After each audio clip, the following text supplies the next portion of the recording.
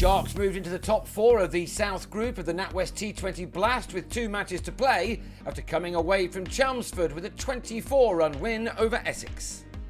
Batting first, both Chris Nash and Luke Wright were soon enjoying themselves as they opened up with a stand of 43 in the first 5 overs. Nash was the first out for a 16-ball 25, while Wright went for 32.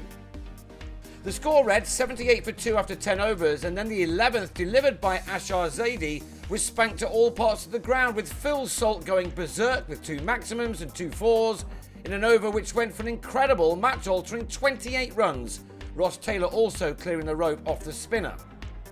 Salt was out for 33, Zaidi with the catch off Ravi Bopara, which had the Sharks on 106 for 3 in over number 12. Bopara claimed his second victim as Tom Wesley took another catch in the deep to dismiss Matt Machin for 5, and then Taylor was run out for 24 with a total on 122 for 5 with 34 balls of the innings remaining. That the Sharks ended with 200 runs on the board was largely down to a rapid finish, with Chris Jordan and Craig Kachopa both finding the middle of their bats to very good effect. 40 runs came off the 17th and 18th overs combined, with Jordan producing a thrilling innings of 45 off 21 balls.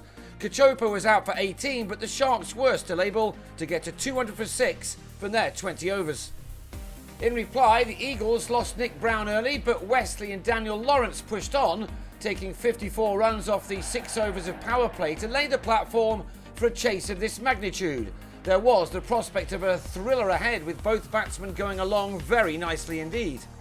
It was left to Jofra Archer to get the breakthrough, a slower ball too good for Wesley, who was legged before for 23.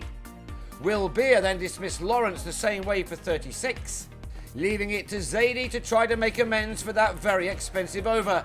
He had a point to prove against his former county, and he helped take the total to 121 with 7 overs left to get 80 runs, game on.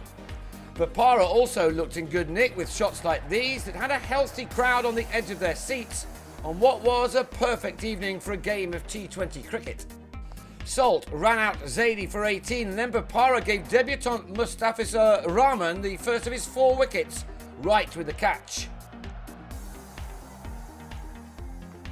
James Foster and Ryan Tenduscarter kept their side in the contest, but in spite of these boundaries, the target was still as tough as requiring 52 from 16 balls when Foster was bowled behind his legs by Rahman.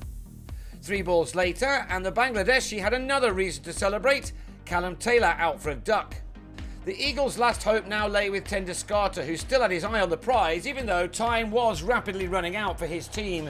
In the end, 35 runs were left to find off the last over, and Rahman did what he needed to do to finish with the excellent figures of 4 for 23, Essex ending on 176 for 8.